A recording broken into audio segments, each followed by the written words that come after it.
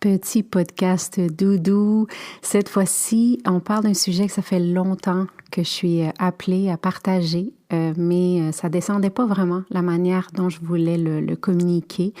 Et là, c'est descendu doucement. Et aujourd'hui, on va parler du voile qu'il y a souvent devant le chemin spirituel.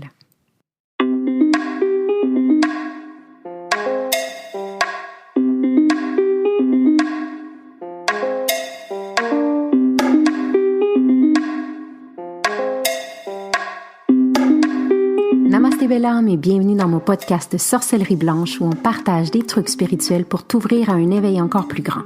Des tonnes de sorciers et sorcières blanches qui assurent ensemble un cheminement vers ta spiritualité tout en douceur mais surtout tout en amour.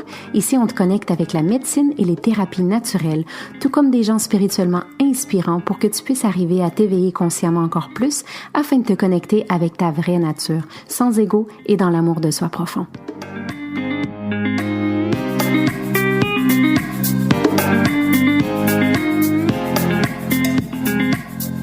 Je suis Gaïa Charline, sorcière blanche, shaman to be et fondatrice des programmes Zentrepreneurs et Momentum pour aider les entrepreneurs spirituels à vivre aisément de leurs activités tout en restant alignés et intègres. Bienvenue dans mon cercle magique. Salut belle sorcière, c'est toujours un plaisir de venir enregistrer un épisode solo aussi. Parce qu'on entre dans une intimité qui est différente et souvent c'est cette intimité que je te partage, les dessous de mes pensées, ce que je vis. Je dis toujours je n'ai pas la vérité absolue, en fait ce que je te partage c'est ma vérité, c'est ma manière de vivre les choses qui souvent va résonner aussi avec d'autres personnes, donc c'est la beauté de ce podcast. Il y a des choses qui résonnent puis d'autres qui résonnent moins et c'est ok. Aujourd'hui j'ai envie de parler du voile qui se présente et qui est présent, je trouve, de plus en plus dans le chemin de l'éveil. Et tu vas me dire, c'est quoi ça, Gaïa? De quel voile tu parles? En fait, il y a une illusion qui peut être assez palpable. Je pense que certaines personnes l'ont vu, l'ont senti. J'en ai parlé dans mes envois vibrants, le newsletter que j'envoie 2 fois par mois. Je ressens cet appel peut-être de nous rappeler, en fait, qu'est-ce que le chemin de l'éveil? Qu'est-ce que c'est que ce chemin spirituel qu'on vit, cet appel qu'on a à plusieurs reprises dans notre vie? Parfois, on va prendre la porte, des fois, on ne la prendra pas. Un chemin que je vois comme ayant plusieurs étapes personnelles, puis les étapes toujours de retour à soi. Et plus je retourne vers moi, et plus je suis capable de vivre au sein du nous d'une manière différente. Ce chemin de l'éveil qui est en fait de ne pas se rajouter de choses au niveau de l'esprit, du rationnel, de l'ego, du faire, mais bien de se défaire de tous ces masques, de ces croyances, de ces schémas qu'on a acceptés malgré nous et qu'on a cru vrais. C'est vraiment de retourner à sa propre vérité. Qu'est-ce qui est vrai pour moi? Qu'est-ce qui vibre pour moi? C'est un chemin, en fait, pour redevenir un réceptacle bienveillant. Et qu'est-ce que je veux dire par là? Un réceptacle bienveillant, c'est cette capacité à connecter au vivant, reconnecter avec tout ce qui est vivant, la nature, les sens, le monde visible, mais aussi les mondes invisibles. Et sans avoir ce besoin de le crier, de le nommer, de l'expliquer, de le rationaliser, mais bien de sentir qu'on est un. Le fameux « We are one » que je parle depuis toutes ces années. Ce chemin de l'éveil, c'est un retour à soi, puis un retour à ses propres sens et un retour à cette capacité multidimensionnelle qu'on peut vivre, qui est divine, mais qui est humaine d'abord et avant tout. Et ce chemin de l'éveil qui n'a pas comme intention de devenir un élu ou une élue, un illuminé, une illuminée, ou de vouloir s'élever au-dessus des autres dans tous les sens du terme. L'intention, c'est d'incarner divinement ce voyage humain de connecter avec les humains, avec le vivant, connecter avec ses émotions. L'éveil spirituel, c'est de savoir reconnaître et identifier peut-être les émotions en les observant, d'être capable de ne pas être l'émotion, mais de faire la différence et de vivre l'émotion. Et ces émotions-là, la seule manière qu'on peut vraiment les vivre et aller voir tout le chemin qu'on a parcouru, c'est en étant en interaction. Donc, quand je dis le voile du chemin de l'éveil, c'est qu'on on est parti en fait, moi ce que j'observe, c'est qu'on est reparti dans une direction qui revient à tout moment, hein, mais une direction où, encore une fois, on a créé des balises ou des moules ou des trucs autour du chemin de l'éveil qui nous fait croire qu'on doit faire, qu'on doit avoir, qu'on doit faire, qu'on doit avoir. Et on peut se perdre facilement là-dedans. Donc, c'est vraiment de se rappeler qu'on est venu vraiment pour incarner ce voyage humain et c'est un voyage qui est avec moi. Comment est-ce que moi, j'ai une relation avec moi par rapport à moi et par la suite avec les autres? Et le chemin de l'éveil, ce n'est pas d'avoir comme intention d'être une élue, c'est-à-dire de tout à coup recevoir des dons, télécharger des trucs. Oui, on peut vivre des expériences multidimensionnelles quand on devient de plus en plus connecté à soi, au vivant et tout ça, mais ce n'est pas l'intention d'avoir ou de faire quelque chose pour pouvoir après le dire aux autres. C'est quelque chose qui est tellement, tellement personnel. Moi, ce que j'observe aussi beaucoup, évidemment, parce que je suis dans l'entrepreneuriat spirituel et j'accompagne des femmes à devenir entrepreneurs spirituels, il y a aussi une vague, un voile, encore une fois, dans ce chemin de l'éveil où il y a beaucoup en relation avec l'entrepreneuriat spirituel, la puissance du moi, qui va en sens contraire, selon moi, encore une fois, de l'éveil spirituel. Et la puissance de l'abondance financière aussi, qui a été dernièrement très, très connectée à l'entrepreneuriat spirituel, qui encore une fois devient pour plusieurs l'objectif premier. Donc, on perd la nature. La nature se perd et l'intention se perd dans ce cheminement du retour à moi. Quand le moi n'est pas un moi égocentrique, mais bien un moi de je me connais pour nous reconnaître. Et quand l'abondance, c'est une abondance, je suis abondance à la base, nous sommes abondance à la base.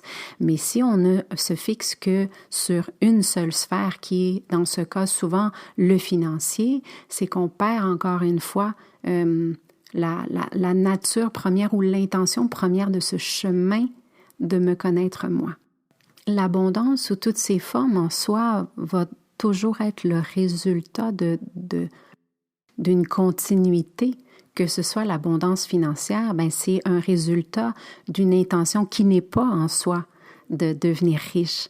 L'abondance, par exemple, de bonnes personnes autour de moi, d'attirer des bonnes personnes, des belles opportunités, va toujours être, encore une fois, le résultat des petites actions que j'ai prises auparavant, que j'ai travaillé sur moi, les graines que j'ai semées. Souvent, dans ce voile qu'on a pu créer, qu'on peut voir, qu'on peut observer parfois autour de l'entrepreneuriat spirituel, il y a la perte de l'objectif premier. Et quel est l'objectif premier? C'est vraiment être au service de l'autre. Comment est-ce que je peux être au service de l'autre? Et tout ce qui vient par la suite, c'est parfait et c'est apprécié et c'est magnifique et c'est beau. Se réaligner avec son intention, revenir à son centre. L'ego sera toujours présent, on en a besoin, le rationnel va toujours être là, on en a besoin pour être entrepreneur. On a besoin d'une partie rationnelle qui va amener une certaine structure autour de la non-structure, comme j'aime le nommer souvent, parce qu'on a besoin de stratégies, de trucs comme ça pour se positionner, pour faire connaître, pour que les gens sachent « Hey, salut, tu sais, tu as besoin, je suis là. » Il y a tout ce côté-là. Ne pas se perdre dans cette intention première qui est d'être au service de l'autre. Le reste, ce sont des résultats. Parce que la beauté du chemin de l'éveil, c'est d'abord et avant tout qu'on se rassemble, qu'on soit ensemble, qu'on s'entraide. La femme médecine, quand elle a vécu certaines expériences et certaines transformations, et c'est tellement beau parce que c'est naturel, elle a envie de partager. Je dis elle, c'est lui aussi évidemment, mais on passe à une étape où on a envie de partager. C'est toute cette transformation. On a envie de partager et de rappeler aux autres leur propre magie. Et ce que j'observe, c'est que chez les femmes médecines que j'accompagne, quand elles se perdent, quand elles perdent leurs intentions premières qui est d'être au service de l'autre et d'œuvrer et de sentir cette passion, elles tombent dans l'angoisse du demain, du futur, elles tombent dans la performance, elles tombent dans la compétition, elles tombent dans « je ne suis pas assez » et dans « il me manque ». Et donc, c'est quelque chose qui est très, très délicat, où il faut s'observer. Et je te parle que pour l'entrepreneur, mais qu'on soit entrepreneur ou pas, ne pas tomber dans ce cheminement où, OK, je dois tout faire, je dois faire plein de formations, je dois, les autres sont meilleurs, elle est plus éveillée, lui est plus, il a plus de trucs que moi. Ce n'est pas, encore une fois, une compétition, ce n'est pas une comparaison. Et c'est hyper important ici de voir ce voile que je te parle aujourd'hui du chemin spirituel, parce que sinon on repart dans un moule, on repart dans un pilote automatique qui est voilé par des mots qui paraissent très beaux à la base, le spiritualisme, mais on oublie le chemin de l'éveil qui n'est pas du tout ça. Le chemin de l'éveil, c'est un voyage envers moi, envers mon intérieur. Et je peux être curieuse et je peux être motivée, je peux être passionnée de développement et de tout ça et d'avoir envie d'apprendre des nouveaux outils et tout ça. Et c'est parfait, c'est beau parce qu'on est tous dans ce chemin-là. Mais du moment où ça devient angoissant, où ça devient une performance envers soi-même ou une compétition ou de faire les choses parce que je ne suis pas assez ou parce qu'il me manque, eh bien là, on retombe encore une fois dans le chemin qui est inverse au chemin de l'éveil. Les réseaux sociaux sont magnifiques si on en fait bon usage. J'ai connecté avec des gens magnifiques à travers, par exemple, ce podcast. J'ai connu des milliers de personnes.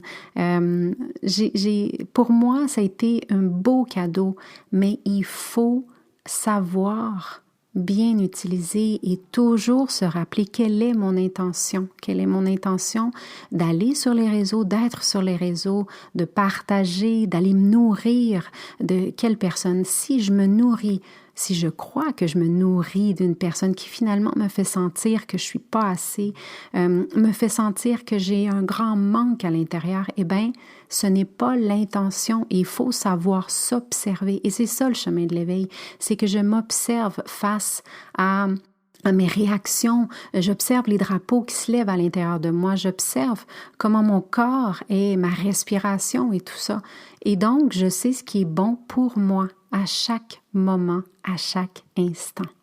Les réseaux, pour ma part, m'ont permis de transmettre à une plus grande échelle, m'ont permis de partager, m'ont permis de créer ma vie professionnelle. Mais avec une dose toujours de se ramener, il faut se ramener. Et moi aussi, je m'observe parfois tomber dans l'ego. Dans le passé aussi, je regarde des choses que je mettais, je me fais rire. Mais ça fait partie du processus de la transformation. Et donc, de savoir utiliser les réseaux pour se nourrir positivement et pour poursuivre ce cheminement. Ne pas se perdre dans un voile où il y a des choses qui vibrent moins. Et c'est à nous d'aller voir, oh, ça, pour moi, ça fonctionne pas. Oh, ce message-là, oh, ce texte, ce poème, cette chanson, il y a quelque chose à l'intérieur de moi qui dit non. Et c'est OK. Et c'est pour ça qu'on a chacune, notre part de vérité qui fait partie de la grande vérité. Et c'est ça qui est la beauté de la chose. Ce que j'enseigne dans mon programme pour devenir entrepreneur spirituel, c'est d'abord et avant tout d'être soi, de s'écouter. Du moment où j'ai des fondations solides, que les fondations de ma vie sont solides, de qui je suis, et ce je suis se transforme à tout moment. Mais du moment où je suis bien avec ça, je ne vais pas me perdre dans les autres, dans ce que je vois autour. Et quand ça va dire non, ça va dire non et je vais passer à autre chose. Je ne tomberai pas dans cette angoisse, dans cette performance, dans cette compétition parce que je sais qui je suis. Donc, le seul objectif que j'ai, c'est d'être meilleur qu'hier. C'est de réagir mieux que je l'ai fait la dernière fois. C'est de rester moins longtemps dans ma colère. Tu comprends?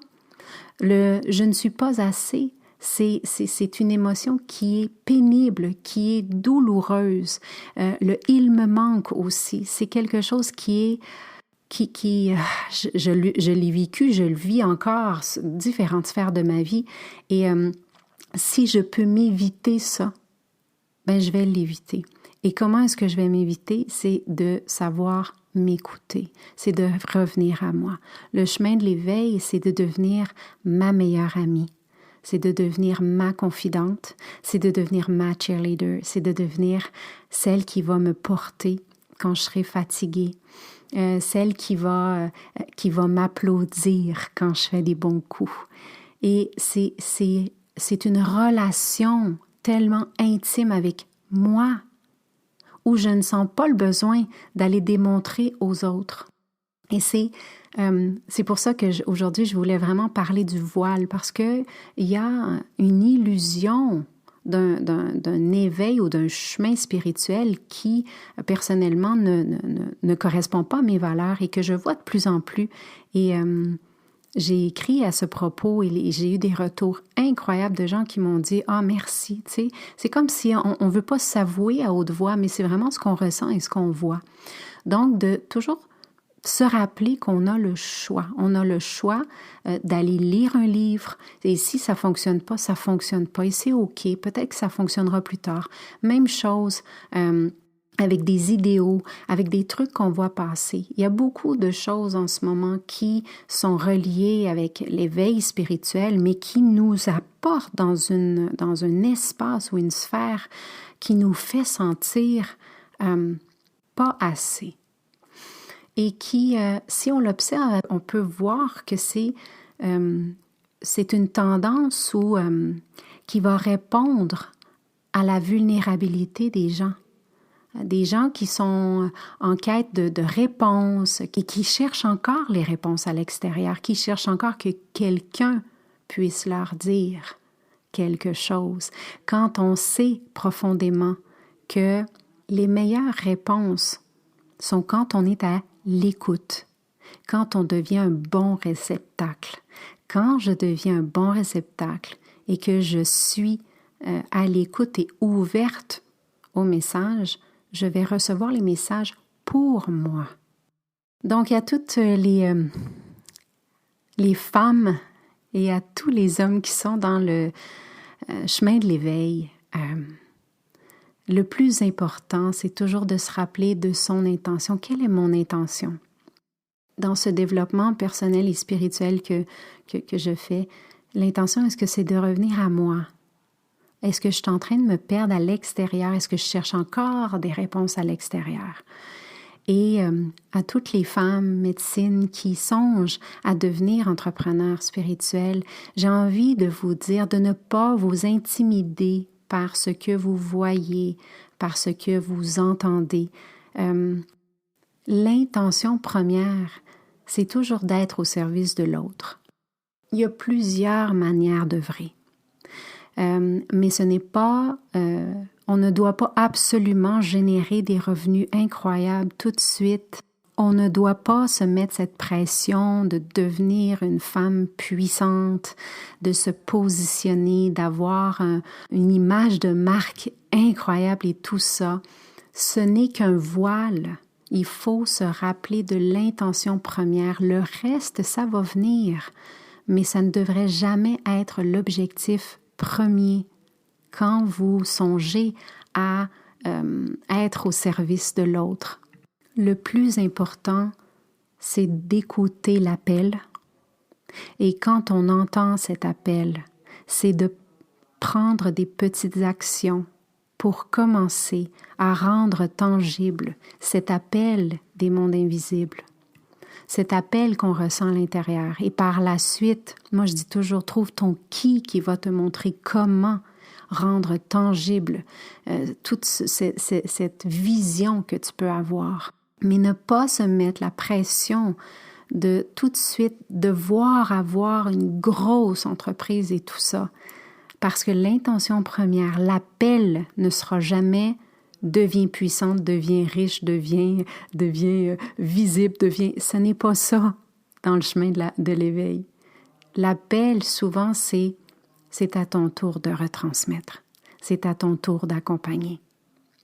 Et du moment où on reste un réceptacle qui est propre, qui est ouvert, qui est rempli d'amour et qui souhaite vraiment accompagner, à ce moment-là, il y a certaines petites étapes, oui, c'est ce qu'on appelle la structure dans la non-structure, pour pouvoir commencer à œuvrer et commencer à faire la petite action qui va nous amener à la prochaine action, qui va nous amener à la prochaine action. Et par la suite, il y a quelque chose de plus grand qui va se dessiner. Et par la suite, la vision va s'éclairer. Mais il faut toujours se rappeler qu'il faut simplement démarrer. Mais pas démarrer avec le rationnel et l'ego qui veut absolument atteindre des objectifs incroyables et voir tout de suite des résultats. Sinon, on retombe encore dans ce que je te nommais tout à l'heure. La performance, la compétition, cette angoisse du demain, cette angoisse de ne pas voir des résultats tout de suite. Qu'est-ce qu'on veut? On veut rester dans le cœur, on veut rester dans cette intention. Le reste va suivre, ça va toujours suivre. Si l'action est alignée, tout va suivre. Trust me, trust the process. C'est hyper important de se rappeler de ça. Mais les actions doivent être mises. C'est comme n'importe quoi. Si je veux avoir la paix, eh bien, je dois prendre l'action de méditer à tous les jours, retrouver mon centre. Et c'est la même chose si, par exemple, je veux avoir une activité spirituelle, eh bien, tous les jours, je dois faire des petites actions aussi. Donc, dépose l'intention et par la suite, fais des petites actions. C'est une action après l'autre. Et par la suite, il y aura la grande vision. Et par la suite, il y aura quelque chose qui va se créer, qui va se former. Parfois, c'est hyper rapide. Quand tout est aligné, ça coule, ça flotte.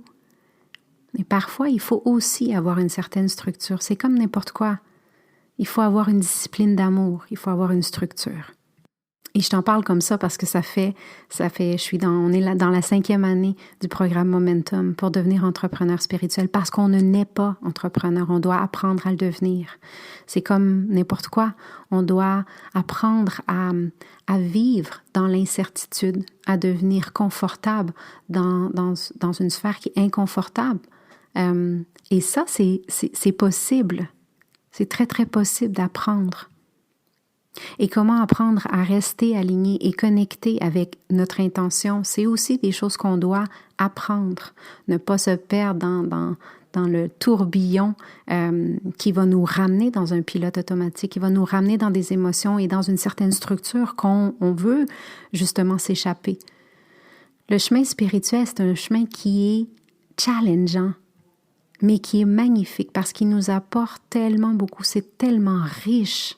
Et de sentir la sagesse et de voir en nous, à l'intérieur de nous, les petits changements qui se font à tous les jours. C'est magnifique. Encore une fois, juste ne pas se perdre dans le voile qui se dresse parfois devant nos intentions. Donc voilà, ça venait du cœur encore aujourd'hui, un petit podcast tout doux. Peut-être que ça va vibrer avec toi, peut-être que non, et c'est OK. Mais tu peux toujours me laisser tes commentaires. Ça me fait tellement plaisir toujours de lire. Où t'en es, toi? Qu'est-ce que tu ressens par rapport à ça? Et puis, on va se revoir très vite, nous deux. Allez, je t'embrasse. Bye. Si tu es prête à passer à l'autre étape et que tu as envie vraiment d'apprendre à structurer toute cette non-structure de tes connaissances, de tes expériences, de tes formations que tu as fait et que tu as envie de redonner au suivant, tu as envie vraiment de créer ta vie professionnelle à ton goût, à toi, ben prends un appel découverte, on va connecter. Je fais cet appel parce que pour moi c'est important, c'est un moment que je trouve sacré dans ton processus de déconstruction et de reconstruction. Donc cet appel découverte permet de voir si je suis la bonne personne pour t'accompagner et pour voir si toi aussi t'es rendu là dans ton processus.